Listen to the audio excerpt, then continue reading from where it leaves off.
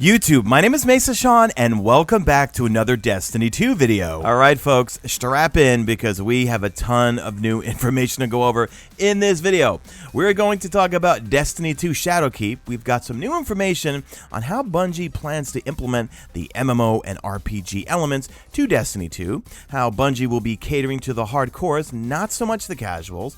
We will talk about cross-play. Yes, you heard that right. Bungie is looking at cross-play alongside cross-save. We will discuss how armor is getting a complete revamp in Year 3 of Destiny 2, as well as a new slot that contains what's called an artifact. And that artifact is something seasonal that we will upgrade over the course of the season to fully customize our gear. If you enjoy this video, please hit that like button and subscribe if you're not a subscriber for daily Destiny 2 content.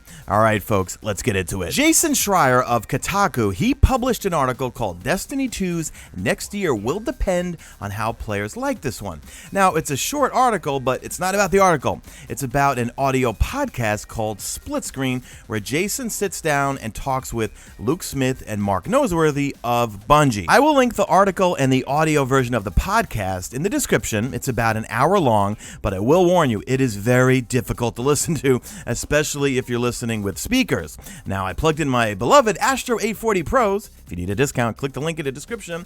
That's an awful plug.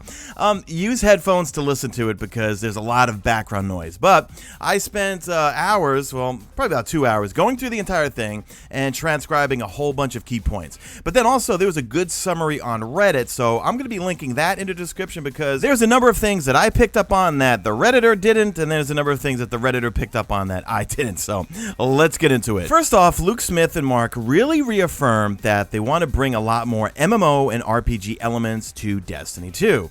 So that begs the question, and Jason brought up, well, what does that mean? Does it mean more stats, more perks, more slots, more armor, weapon systems, things like that?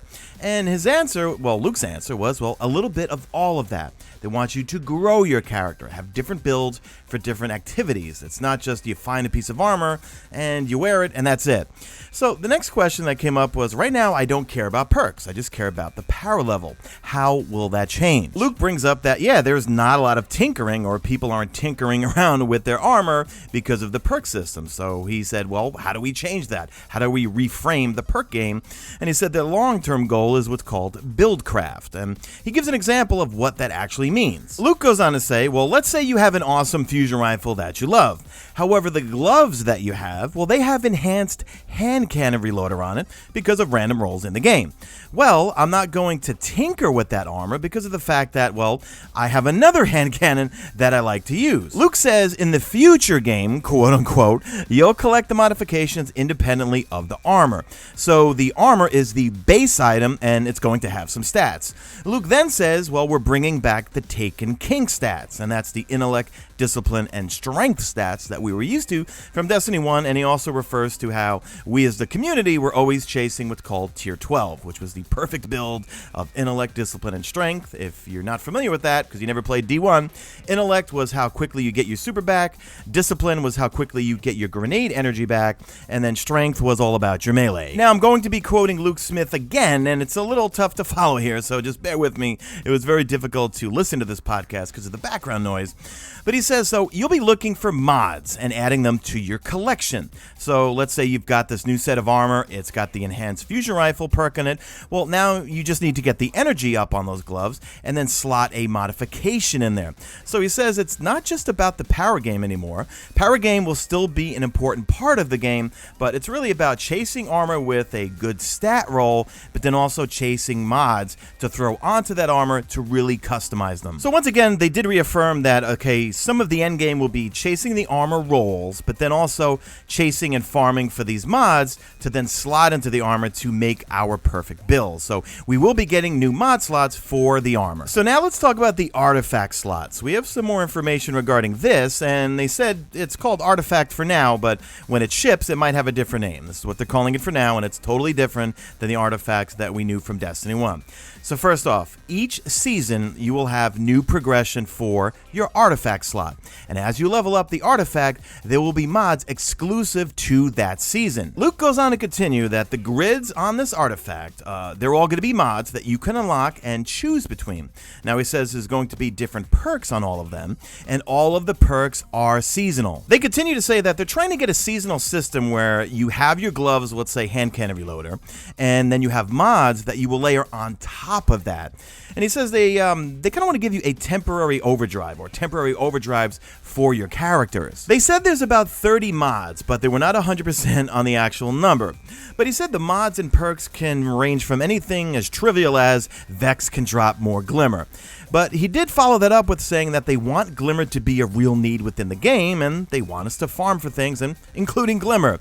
He said another mod or perk would be Void Grenades apply a debuff to enemies. He also brought up another example of throwing a grenade at an enemy that would give you the melting point style of effect. So you'll be able to debuff enemies from a range. But he said they're still testing them out, and they still want to test out this whole seasonal ecosystem and then grow it from there. So it's really up to us as players. Well, do we like the system? Well, give them feedback. My question is, well, if all of these mods and perks are seasonal, what happens to them in the next season? Are they gone and we have a new artifact that we have to level up? And do I lose all those perks that I slotted on my favorite pieces of armor? I don't know. We'll find out this fall, September 17th. Now, they want to add difficulty options. They said difficulty is the razor that drives creativity. That's what Luke Smith said. And that they have historically not added enough difficulty options. And Mark Noseworthy had mentioned, well, you know, sometimes the game needs to push back on you. And he brought up the kind of golf club analogy that you look into your bag and based on the activity, you need to pick and choose what do you want to use for that activity. So for the casual players, you might opt out of that activity. But if you're a hardcore player, well, you're going to look and focus on what do you need to do to customize your build to get through that activity. Now, in terms of adding more MMO elements to the game, well, they did say that due to technical limitations, they might have to drop the first part of MMO, because they can't get like 40 players doing a public event or anything like that.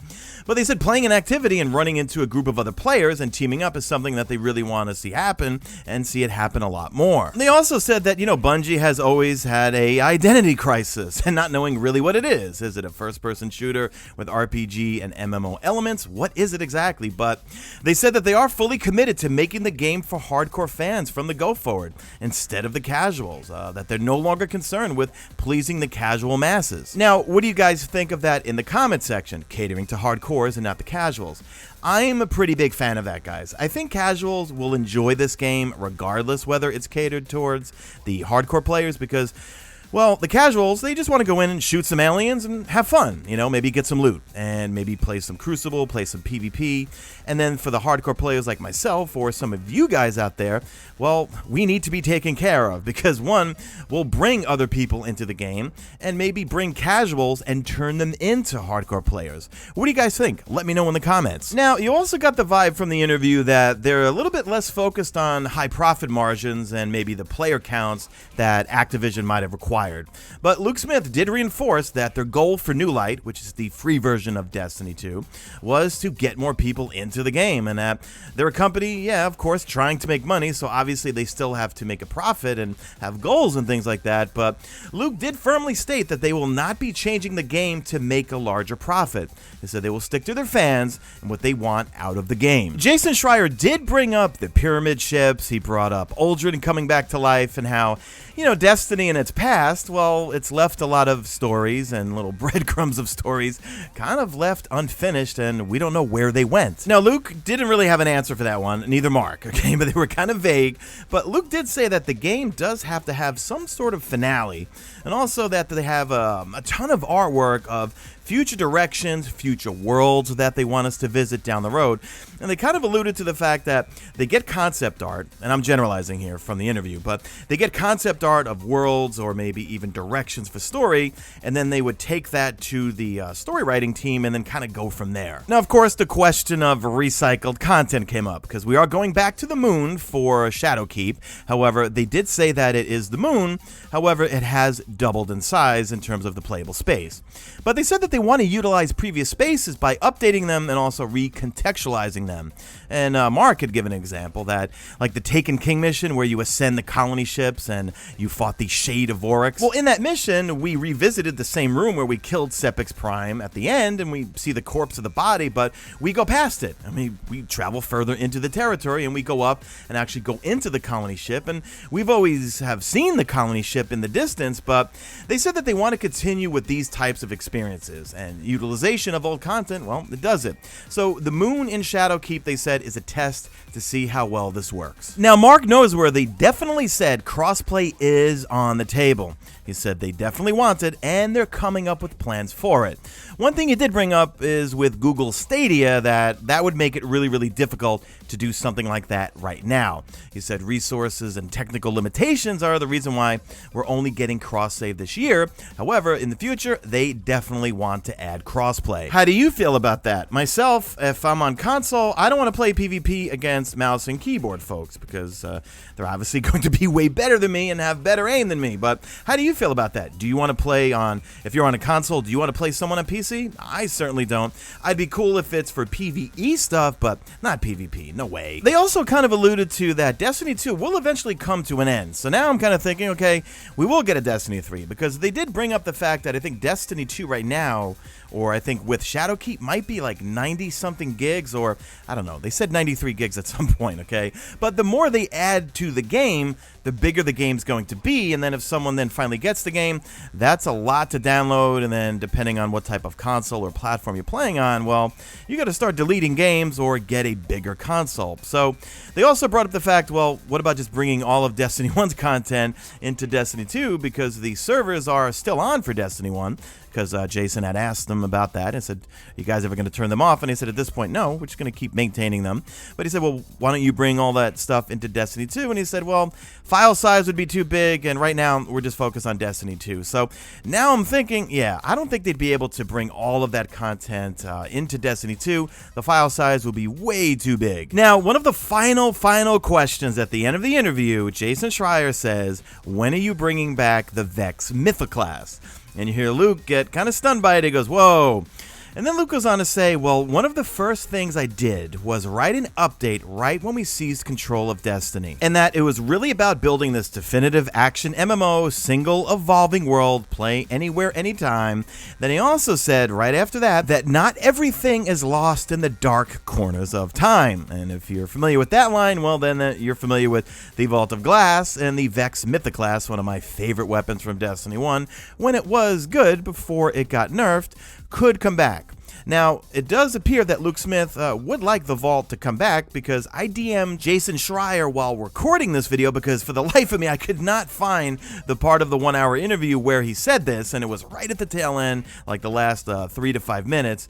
And when I DM'd Jason Schreier, he said Luke didn't really want to answer, but he would like to return to the Vault. So the question for you in the comment section is, 1, would you like the VEX Terrificlast, as I used to call it in Destiny 1, to come back? But more importantly, would you like them to revisit those Destiny 1 raids? Would you like to see the Vault of Glass come back in Destiny 2? Alright folks, that's it for the video. Leave me a hashtag made it to the end if you did make it to the end, and do me a favor, drop a like in this video only if you see fit. Follow me on Twitter at Mesa Sean. Check out my stream, usually always on YouTube, and that's it. I am out of here like Vladimir.